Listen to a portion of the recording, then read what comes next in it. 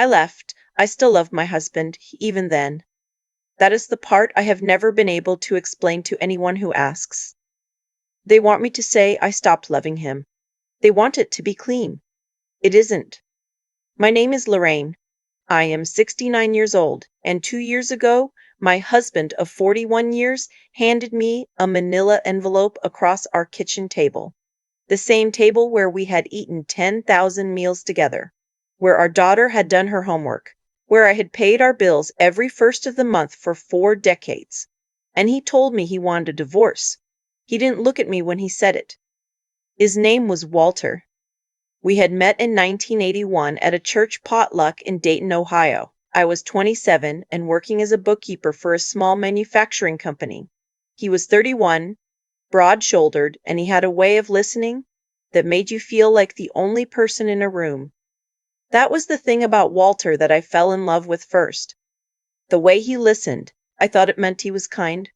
I should tell you about our life before I tell you about how it ended, because otherwise none of it makes sense. We were not rich when we married.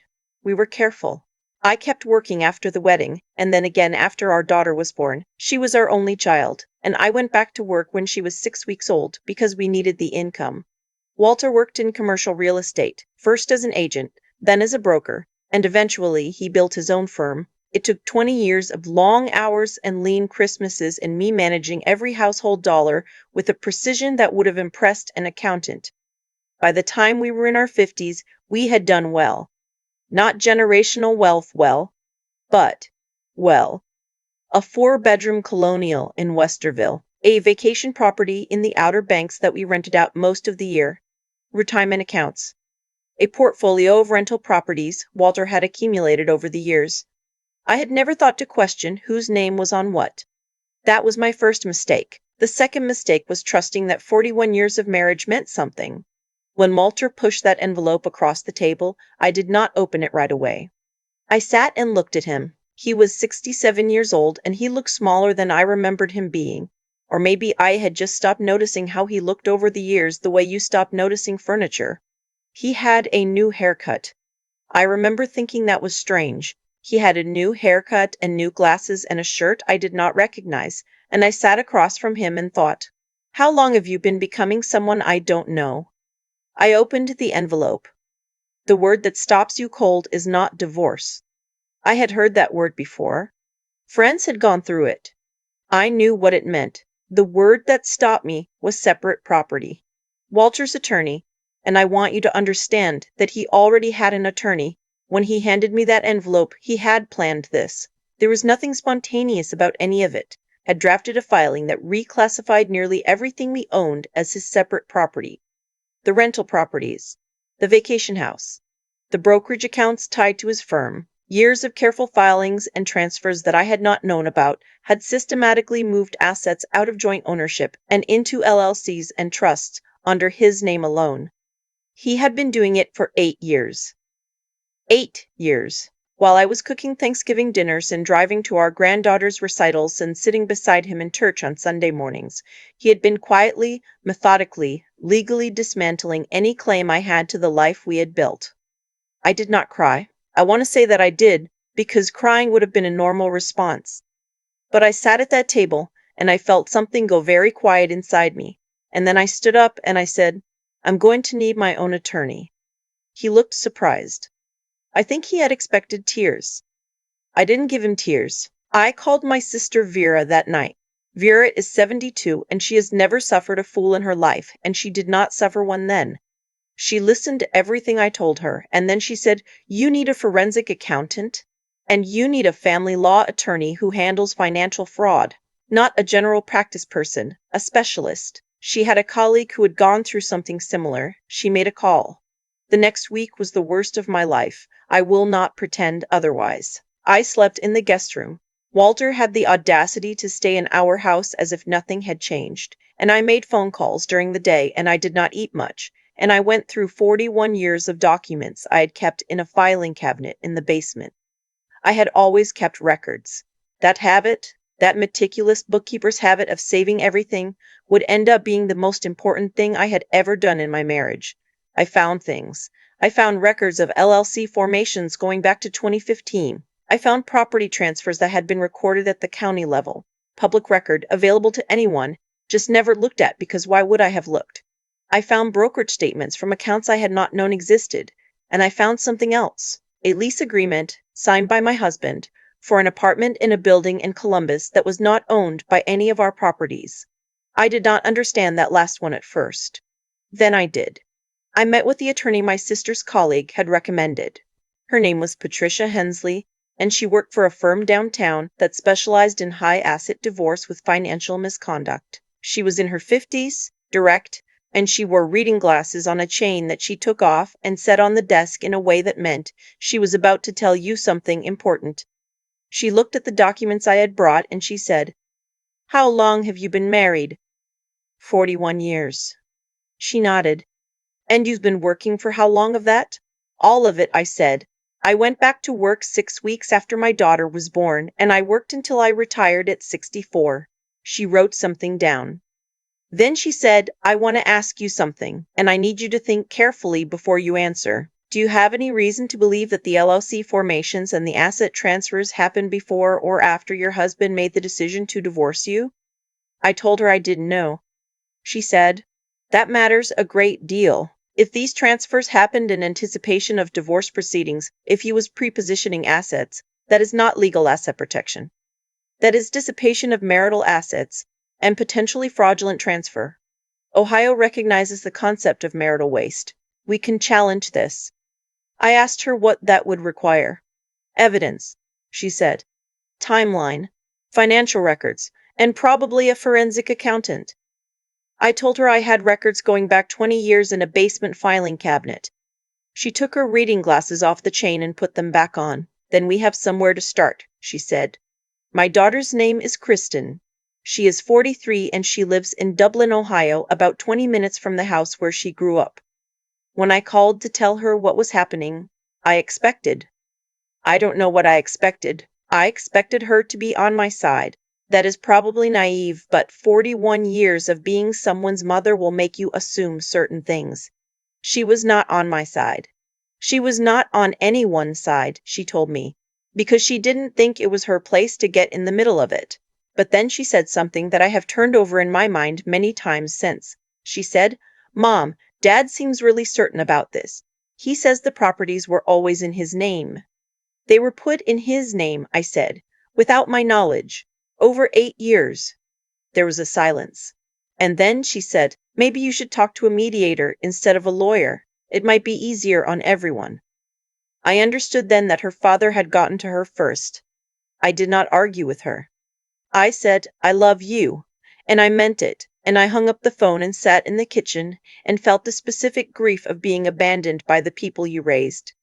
It is a grief that has no clean name. It is not betrayal exactly. Because she was not trying to hurt me, she was trying to protect herself from the discomfort of choosing. But the effect was the same. My granddaughter, Kristen's daughter, who is 16, sent me a text message 3 days later that said, "I love you, Grandma. I know this must be hard." I kept that text. I have looked at it many times. The forensic accountant Patricia brought in was a man named Warren Osgood, and he was the kind of person who communicated almost entirely through spreadsheets and wore short-sleeved button-down shirts regardless of the season. He was not warm. He was thorough. Over 6 weeks, he traced every asset transfer, every LLC formation, every property deed and brokerage statement, and what he found was a pattern that was difficult to explain as anything other than deliberate. The earliest transfers had begun in 2015. That was 8 years before Walter handed me that envelope. But Warren found something that changed the timeline. An email, obtained through discovery, between Walter and his attorney dated 2013, 2 years before the first transfer. Walter had been planning this for 10 years. I sat in Patricia's office when she told me that, and I felt something I had not expected to feel. Not anger, not sadness. Something more like a cold clarity. The kind of clarity that comes when you finally understand the shape of a thing you have been living inside of without knowing it. Patricia explained what it meant. A court is going to look at this email and ask why a man who had been married for 31 years suddenly needed to restructure all of his assets into separate entities. His attorney will argue it was estate planning, We will argue it was anticipatory divorce planning. The email gives us a foundation. The timeline gives us a pattern. Ohio courts do not look favorably on systematic dissipation of marital assets. She paused. I want to be honest with you. This will not be fast.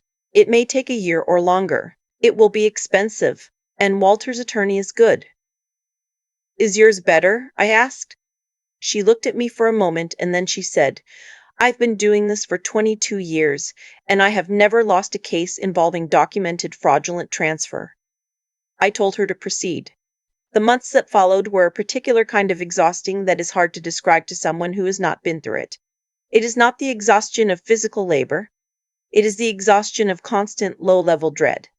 Depositions, document requests, motions I didn't fully understand.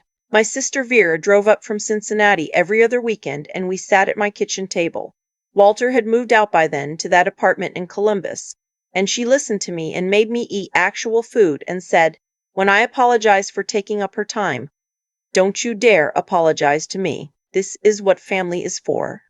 I don't know that I would have held together without her. Kristen and I spoke less during that time. She was cordial when we did speak.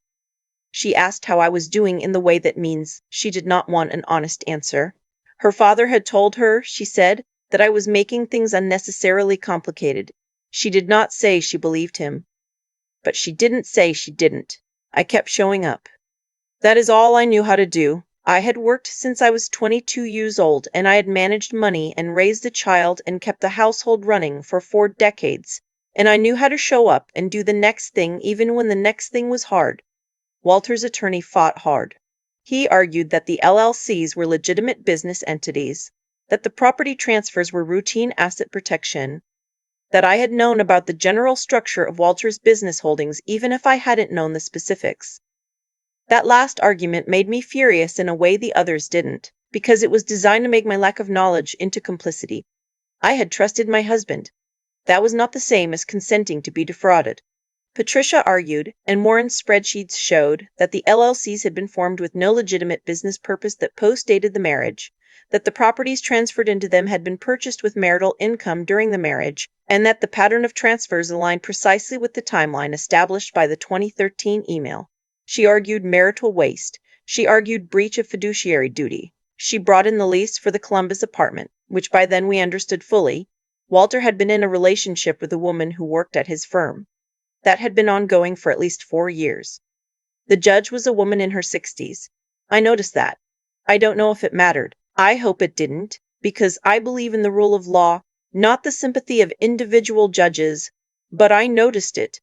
The ruling came 14 months after Walter handed me that envelope. The court found that the asset transfers had constituted dissipation of marital assets. The LLCs were not invalidated entirely, they were legitimate legal entities. But the court determined that the underlying assets were marital property and divided them accordingly. I was awarded a share of the rental properties, a lump sum equalization payment from Walter's brokerage accounts, and a portion of the equity from the vacation house. It was not everything. I will not pretend it was everything. 4 decades of building a life together, and what you receive at the end is a court's best approximation of fairness, which is not the same as justice, and is not the same as being whole. But it was enough. It was enough to buy a small house in Worthington, enough to supplement my Social Security and the 401k I had kept in my own name, enough to not be afraid. 2 weeks after the ruling, Walter had a heart attack. He did not die immediately. He was in the hospital for 11 days. Kristen called me on the 3rd day. She was crying. She said, Mom, I don't know what to do. I feel like I failed both of you. I told her she hadn't failed anyone. I told her what I believed, which was that she had been caught between 2 people who both loved her and she had tried not to choose, and that was a human thing to do even if it had hurt me. I told her I loved her. I meant it. She asked if I was going to come to the hospital. I thought about that for a long time. I went. I sat in the waiting room for 2 hours. I did not go into his room. I don't know that I could have explained why, except that the man in that hospital bed was not the same man I had married, and I had already said goodbye to the man I had married sometime in the 14 months of legal proceedings. Somewhere in the spreadsheets and the depositions and the slow, patient work of understanding what had actually happened to my life. Walter died on a Tuesday morning in March. I did not feel the thing you are supposed to feel. I felt something quieter, something like the end of a very long chapter, when you close the book and sit for a moment before you pick up the next one. I moved into the Worthington house in April. It is smaller than any place I have lived since I was in my 20s, and I love it in a way I did not expect. The kitchen has east-facing windows and the light in the morning is extraordinary. I have a garden for the first time in my adult life. Because in the Westerville house, the yard was Walter's domain and I had never pushed for it, and now I have 12 raised beds and more tomatoes than I know what to do with, and neighbors who knock on my door to ask if I have any extra zucchini. I planted a rose bush along the back fence. I don't know exactly why. I just wanted something that would come back every year. Kristen and I have dinner together on Sundays now. We did not arrive at that easily. It took months of careful, sometimes painful conversations where we said things we had not said before and sat with the discomfort of having said them. She told me she had been afraid. I told her I had felt alone. She cried. I did too, finally. All the tears I had held back in that kitchen when Walter slid the envelope across the table. They came eventually. They came in my daughter's living room on a Sunday evening with my granddaughter asleep on the couch and the television on low and Kristen holding my hand and saying, "I'm sorry, Mom. I should have been there. I told her we were going to be okay. I believe that. I believe it. I believe it the way I believe in the light through the east-facing windows in the morning. Not loudly, not without doubt, but with the kind of steady certainty that comes from having survived the thing you were most afraid of and found yourself, unexpectedly, still standing. I am 69 years old. I have a small house and a garden, and my sister calls me every Sunday. My granddaughter visits on school breaks, and she has started asking me questions about my life. Real questions, curious questions, and I answer them honestly because she deserves honesty, and because I no longer have anything to hide or protect. I do not hate Walter. I've thought about this carefully because I wanted to be honest with myself about it. What I feel is something closer to grief for the person I thought he was, and a kind of tired clarity about the person he turned out to be. He spent 10 years planning to leave me with nothing. I spent 14 months making sure that didn't happen. I think we both revealed something about ourselves in those parallel projects. I know which one I would rather be. If you are sitting somewhere reading this and you are in a long marriage and you do not know what is in your own name, please go find out. Not because your husband is planning what mine was planning. Probably he isn't. But because knowing is your right. You worked for that life. You have a right to understand what you built. I learned that late. I learned it the hard way. But I learned it, and some mornings when the light comes in through those east-facing windows, and the coffee is hot and the garden is green, and my phone shows a text from my granddaughter that says nothing more than a heart emoji, I think that learning it, even that way, even then, was not the worst thing that ever happened to me. It was just the last thing I let happen to me without fighting back. I've been thinking about what it costs a person to live dishonestly for a decade, not the legal costs. Walter paid those in the end, and they were considerable. I mean the other kind, the kind you pay every morning when you sit across from your wife at a kitchen table and hand her coffee and ask how she slept, knowing what you have been doing in the dark for 10 years. I don't know how a person carries that. I genuinely don't. Maybe you stop feeling it after a while. Maybe it becomes ordinary. Or maybe that is exactly what it does to you. It makes dishonesty ordinary, until you can no longer see the difference between the life you are living and the one you are pretending to live. Walter made choices. He made them over a long time, deliberately, and they led him exactly where choices like that tend to lead a person. Not because the universe was keeping score, simply because actions have weight, and weight accumulates, and eventually the structure you have built on a dishonest foundation cannot hold what you have put on top of it. That is not fate. That is just physics. What I want to say about myself, and I say this not with pride but with something closer to hard-won clarity, is that I also made choices. I chose to go back to work 6 weeks after Kristen was born, when my body was not ready because we needed the income. I chose to keep every financial document we ever received in a filing cabinet in the basement, because that is what a careful person does. I chose when Walter slid that envelope across the table, not to collapse. Those choices also accumulated. They added up to something, treatupes. Real intelligence, the kind that actually helps you survive, is not about being the smartest person in the room. It is about paying attention for a long time. It is about knowing what you have built and refusing to pretend you don't know. I had been a bookkeeper. I understood numbers. I just stopped applying that understanding to my own life because I trusted someone else to do it for me. That was the gap Walter walks through. And closing that gap, learning what was in my own name, understanding what I had rights to, that was not revenge. That was just finally paying attention to my own life, the way I had always paid attention to everything else. Is a word I never would have used about myself before this. I was not a fighter. I was organized and steady, and I showed up. But I would not have called myself brave. I think now that steadiness is its own kind of courage. Showing up to a deposition when you are 68 years old and your hands are shaking and your daughter is not returning your calls. That is not dramatic bravery. It is just the decision made again and again to keep going. And, oh, see, the moral question at the center of all of this is not really about Walter. His choices tell you everything you need to know about his character. The moral question is whether I became bitter, whether I let what was done to me narrow me. I had every reason to. I chose not to, and that choice was harder than any of the legal ones.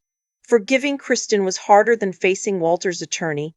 Choosing to plant something in that garden instead of spending my energy on anger, that took more out of me than 14 months of litigation. I am 69 years old. I am still here. I have east-facing windows and my sister's voice on Sunday mornings and my granddaughter's heart emoji on my phone. That is enough. It is more than enough. It is everything.